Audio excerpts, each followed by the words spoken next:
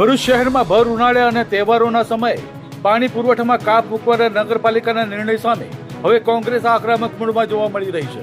ભરૂચ નગરપાલિકા દ્વારા શહેરના દિવસમાં માત્ર એક જ વખત પાણી આપવાનો નિર્ણય લેવામાં આવતા શહેર કોંગ્રેસે તંત્ર સામે મોરચો ખોલ્યો છે. ભરૂચ નગરપાલિકા પ્રમુખની શુભેચ્છા મુલાકાત બાદ કોંગ્રેસના આગેવાનો દ્વારા પાણીની સમસ્યા, બિસ્માર રોડ રસ્તા અને શહેરની પાયાની સુવિધાઓ મુદ્દે ઉગ્ર રજૂઆત કરવામાં આવી હતી. રજૂઆત દરમિયાન પાલિકા કચેરીનું વાતાવરણ પણ ગરમાયું હોવાનું સામે આવ્યું છે. કોંગ્રેસના આગેવાનોનું કહેવું હતું કે ભર ઉનાળે અને તહેવારોના સમયમાં પાણીમાં કાપ મૂકવાથી સામાન્ય નાગરિકો ભારે હાલાકી ભોગવી રહ્યા છે. શહેરમાં પહેલેથી જ રોડ રસ્તા અને મૂળભૂત સુવિધાઓના પ્રશ્નો વચ્ચે હવે પાણીની સમસ્યાએ લોકોની મુશ્કેલીમાં વધારો કર્યો છે. કોંગ્રેસે નગરપાલિકાના વહીવટ પર ભ્રષ્ટાચાર અને અણઘડ આયોજનના આક્ષેપો કરતા તાત્કાલિક પાણી પુરવઠાની સમસ્યાનો ઉકેલ લાવવા માંગ કરી છે. હવે જોવું એ રહેશે કે ભરૂચ નગરપાલિકા વિરોધ અને રજૂઆત બાદ પાણીના કાપ મુદ્દે કોઈ પુનર્વિચાર કરે છે કે નહીં. ભર ઉનાળે પાલિકાનો પાણીનો પકડા કોંગ્રેસ દ્વારા આજે આવેદનપત્ર આપવામાં આવ્યું છે. ભરૂચ નગરપાલિકાને તહેવારો આવી રહ્યા છે ત્યારે જ પાણીનો કાપ મૂકવામાં આવ્યો છે અને કોંગ્રેસ લાલ ધૂમ થઈ ગયું છે. આપણી જોડે જોડાયા છે કોંગ્રેસના સભ્યો, તેમની સાથે વાત કરવાના પ્રયાસ કરીશું કે ખરેખર તહેવારના સમયે પાણીનો કાપ કેટલો વ્યાજબી છે. સાલીમભાઈ, શું કહેશો?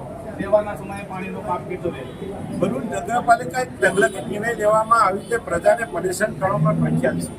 આટલી બધી ગરમીમાં વર્ષોથી દર મે મહિનામાં આ રીતનો નિર્ણય લે છે. માતારાનું તળાવ 40 દિવસની કેપેસિટી સંગ્રહ કરવા માટે બનાવેલું છે. આજે 15 દિવસ પાણી આપી શકે એવો સંગ્રહ નથી. નગરપાલિકાની ભારતીય જનતા પાર્ટીનો જે મિસમેનેજમેન્ટ વહીવટ છે, જે ભ્રષ્ટાચારી વહીવટ છે, એ બાબતે આજે શહેર કોંગ્રેસ નેતાના પ્રતિનિધિ તમામ આગેવાનો રજૂઆત કરવા અને શુભેચ્છા મુલાકાત લઈને આવેલા છે. પ્રમુખ છે, આપના વહીવટમાં આ વહીવટ ચાલે નહીં. 30 વર્ષમાં આ જ વહીવટ ચાલવાનો છે. આ વહીવટ સુધી આપનાથી આશા રાખીએ. પ્રમુખ શ્રી હજુ આજે 2-3 દિવસ થયા છે, નવા બનેલા છે. આપણે સંસદભાઈ જોડે વાત કરી છે કે જૂની ટીમે કઈ રીતનું કામ કરેલું છે. ભારે ઘડીએ પાણીના કાપ, ભારે ઘડીએ પાણીની સમસ્યા, સ્થાનિક સમસ્યાઓ બંધ પુકારીને પોકારી રહી છે. એવા સમયે સંસદભાઈ શું કહેશે? માતાજીના તળાવ કહી શકાય કે યોજના લઈને આવેલા હતા ભાજપ 2012 ત્યારથી પાણીનો જે કકળાટ છે. માતાજીની યોજના ભરૂચને જ્યારે ઉનાળામાં 90 દિવસ જે તકલીફ પડતી હશે પાણીની, ત્યારે માતાજીનું પાણી આપણે લોકો સુધી પહોંચાડીને એમાંથી રાહત આપીશું. પણ માતાજી તળાવની યોજના કહી શકાય કે આજે પણ જ્યારે આવી પાણીની કટોકટી છે ત્યારે ફક્ત એક જ સમય પાણી આપી શકે એ યોજના છે. પહેલાં તો આપણે જીએનએફસી કંપની હોય અથવા તો બીજી જગ્યાએથી પાણી લઈને લોકોને એ ટાઈમ પહોંચાડતા, પરંતુ આ ભાજપનું શાસને એવા કોઈ કામ કર્યા નથી. ભરૂચ નર્મદા નદીની બાજુમાં આવેલું છે તો પણ ભરૂચની પ્રજાને જ્યારે નહેરના અંદર આવી સમસ્યા ઊભી થતી હોય ત્યારે 2 ટાઈમ પાણી આપી શકાય. ભારતીય જનતા પાર્ટીનું 30-35 વર્ષનું શાસન નિષ્ફળ છે લોકોને પાણી આપવા માટે. આજે લોકોને કહે છે કે તમે પાણીનો યોગ્ય ઉપયોગ કરજો અને પાણીનો ખોટો વેડફાર ના કરતા. પણ નગરપાલિકા પોતે આજે ફાયર બ્રિગેડની ગાડી લઈને પાણીથી આખો પ્રસંગ ગરનાળુને ધોઈને એ કામગીરી કરે છે. અને પાણીનો દુરુપયોગ એમણે શરૂ કરેલો છે અને લોકોને શીખામણ નગરપાલિકાએ આ જે તહેવાર છે તહેવારને ધ્યાનમાં રાખીને પહેલો ટાઈમ લોકોને પાણી પહોંચાડવું જોઈએ એવી અમે વ્યક્ત કરીશું. નર્મદા કિનારે ભરૂચ વસેલો હોવા છતાં તરસ્યું છે, પાણીનો વેપાર થાય છે. જોડાયા છે જિગ્નેશભાઈ, એમની સાથે પણ વાત કરીશું. શું કહીએ છે જે રીતે નગરપાલિકાની પોલિસી છે, જે રીતે નગરપાલિકા હમણાં કામ કરી રહી છે, ભૂતકાળમાં કામ કરી રહી છે. અગાઉ પણ મેં કીધું કે આજે કોઈ મોટો ગુનો કર્યો હોય ને તો એ કોર્ટ આપણને અઠવાડિયા 10 દિવસનો સમય આપે કે ભાઈ આ તારીખે તમારે હાજર થવાનું. આ તો એવો તકલકી નિર્ણય જેવો નોટબંધીનો લીધેલો એવો જ નિર્ણય ભરૂચ નગરપાલિકાએ લીધેલો કે કાલથી તમારે એક ટાઈમ પાણી મળશે કે આટલા ટાઈમ પાણી મળશે.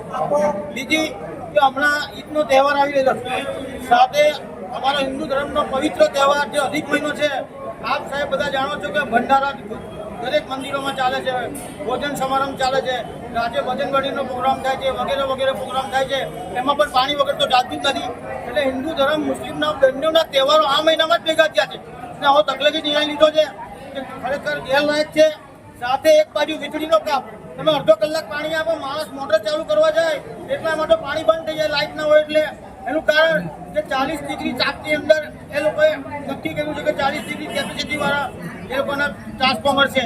46 ડિગ્રી પડે એટલે ઓટોમેટિક બધા ટ્રાન્સફોર્મર ઉડી જાય. એનો બી કઈ ઉકેલ લાવવો જોઈએ. સત્તાધારી પાર્ટીની અંદર 30 વર્ષથી છે, તો આ નિર્ણય અત્યાર સુધીને કેમ ના લીધો? ફક્ત ને ફક્ત સ્વરોજગાર યોજના તરીકે જ કામ કર્યું નગરપાલિકામાં. સ્વરોજગાર યોજના તરીકે જ કામ કર્યું નગરપાલિકામાં.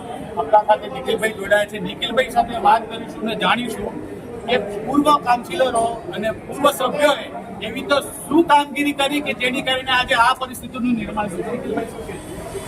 એના તો તમને અભિનંદન કે તમે પૂર્વ કાઉન્સિલરોનું પૂછ્યું. એ લોકોનું ખાલી કામ બોર્ડમાં આંગળી ઊંચી કરવાનું જ છે. તમે સમજો, આ લોકોએ બી એમના મનનું કીધું આજે જૂના ભરૂચ, આજે જો આઇકોનિક રોડ શક્તિનાથ બની શકતો તો જૂના ભરૂચમાં કેમ નહીં? તમે સમજો, એટલે આ ચાર જે ચૂંટાયેલા પૂર્વ સભ્ય અને આ સભ્ય આંગળી ઊંચી કરવાના જ કામગીરી કરવાના છે. આ લોકો પાસે કોઈ વિઝન નથી, કોઈ આયોજન નથી ને આમનું કોઈ સાંભળવાનું પણ નથી. ત્યારે વિપક્ષના 10 સભ્ય ચૂંટાયેલા છે, એમની સાથે અમે હારેલા સભ્ય અમે સ્વીકારીએ છીએ કે અમે હાર્યા છે, છતાં અમે હિંમત નથી હાર્યા. આ લોકો જ્યાં જ્યાં કૌભાંડો કરશે ત્યાં ત્યાં ઉજાગર કરીશું. જૂના ભરૂચમાં જ્યાં ને ત્યાં એમના મનના નાખીને પેવો બ્લોકો નાખે છે. આજે હિન્દુ કહેવાતા હિન્દુઓ કોન્ટ્રાક્ટરો બની ગયા, રાતોરાત કરોડપતિ થઈ ગયા. કોના કહેવાથી ભાઈ કઈ 12 કલાક કંપનીમાં નોકરી કરવા જાય? બતાવો મને. એટલે આ જે કૌભાંડો કરેલા છે અમને ઓકાવીશું ને. આ જે નરેન્દ્ર મોદી કહેતા હતા ને કે કાળું નાણું, એ આ લોકોએ કૌભાંડ કર્યા ને એ પૈસા આમની પાસે જમા કરાવીશું, કારણ કે અમારી પ્રજાના પૈસા છે. આને વેડફવા નહીં દઈએ. ભરૂચના ચૂંટાયેલા 10 સભ્યો, ભરૂચ શહેર કોંગ્રેસ સમિતિ અમારી જોડે છે. જ્યાં જ્યાં અમને કૌભાંડ કર્યા છે ત્યાં ત્યાં અમને ભોગવવું પડશે. જ્યાં જ્યાં કૌભાંડ કરેલા છે ત્યાં ત્યાં ભોગવવું પડશે. આપણી સાથે બીજા એક સભ્ય જોડાયેલા છે. પશ્ચિમ વિસ્તારની શું પરિસ્થિતિ છે અને પશ્ચિમ વિસ્તારના લોકો ખરેખર આટલા વર્ષોથી શું સમસ્યાઓનો સામનો કરી રહ્યા? પશ્ચિમ વિસ્તારમાં મોહમ્મદપુરાથી લઈને બાયપાસ સુધી રોડ પહોળા થયા નથી.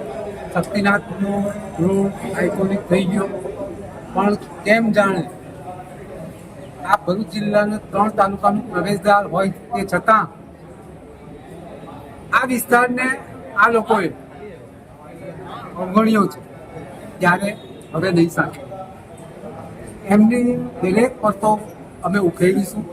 અમે આ વિસ્તારમાં જે અતિક્રમણો છે, કે જે દૂષણો છે, કે જે ગંદકી છે, બધી દૂર કરવા માંગે. એટલે ભાજપનું જે દૂષણ હોય, ભ્રષ્ટાચાર હોય, એ બધું અમે દૂર કરવા જે પગલાં લેવા પડે એ બધા પ્રકારના પગલાં અમે લેવાના છે. અને અમારા વિસ્તારને 100% જનતાએ જે અમને મત આપેલા છે એને એમનું પૂરેપૂરું વળતર મળે, એમને દરેક પ્રકારની સુવિધાઓ જે મળે એના માટે દરેક પગલાં લેવા તૈયાર.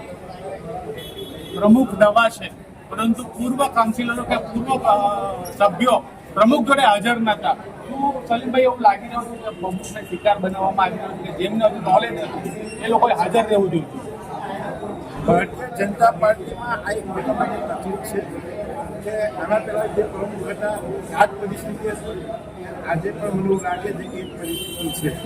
પ્રજા બધી આપણે એવી આશા રાખીએ કે સાથે કોર્ડિનેશન કરીને વિપક્ષ સાથે પણ કોર્ડિનેશન કરી અને જે સર્વાંગી વિકાસની વાત છે કે અમારા જે વિપક્ષના અને શહેરના જે પ્રાણ પ્રશ્નો છે એ ઉકેલવામાં પ્રમુખશ્રીને ચૂંટાયેલી પાંખ વિપક્ષે સારી એવી આપણે આશા રાખીએ. નહીં કરે તો વિપક્ષ પોતાની આક્રમક વિપક્ષ આક્રમક તેવર તો બતાવશે. સલીમભાઈ બીજા એક સવાલ મારે કંઈક ને કંઈક કોંગ્રેસના પણ સિંધુની વિવાદ સામે આવે છે. એક સમયે 2 આવેદનપત્ર આવવાના હતા, બેને અલગ અલગ રજૂઆતો કરવાના હતા અને હાલમાં એક જ રજૂઆત જે વસ્તુ પ્રોગ્રામ પહેલેથી પ્રમુખશ્રીએ સાથે આપણે સમય પર જોવાનો લઈ લીધેલો પાણીનો જે પ્રશ્ન ઉભો છે એક્સ્ટ્રા પ્રશ્નો છે એની સાથે અમે રજૂઆત કરી છે.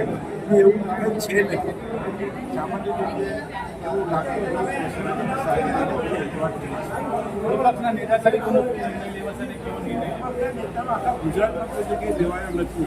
ભરૂચમાં આટલી બધી આત્મકતા કેમ છે મને ખબર નથી પડતી. ગુજરાતમાં જ્યારે લેવાશે ત્યારે ભરૂચમાં લેવાય છે, સારો નિર્ણય લેવાશે એવો અમને આશા છે. શું લાગે છે કે લાસ્ટ ટાઈમ કરતા આ વખતે સારો વિપક્ષનો નેતા મળી શકે? લાસ્ટ ટાઈમ સારા હતા ને હવે સારા જ મળશે. લાસ્ટ ટાઈમ પણ સારા હતા ને આ વખતે પણ સારા મળશે. સૌથી પાણીની સમસ્યા નડતી હોય તો મહિલાને નડતી હોય છે. મહિલાઓ સાથે વાત કરીશું કે કઈ રીતની સમસ્યા તમને નડી શકે છે, જે રીતના પાલિકા દ્વારા મૂકવામાં આવી. ઘણી પ્રકારે મળી શકે છે. જો 24 કલાકમાં આ લોકો નિર્ણય નહીં લેશે અમે બધી મહિલા મંડળ આંદોલન પણ કરી આપશું. એટલું જ કહેવાનું છે. જો સમયસર નિર્ણય નહીં લેવામાં આવે તો આંદોલન પર ઉઠી આવશે. હવે આવનાર સમયમાં જોવું રહ્યું કે પાલિકા શું નિર્ણય લે છે. શું જનતાના પડકે ઉભા રહી પાણી કાપમાં સમાધાન કરશે કે પછી પરિસ્થિતિ આવીને આવી નિર્માણ રહેશે. નીતિન માને.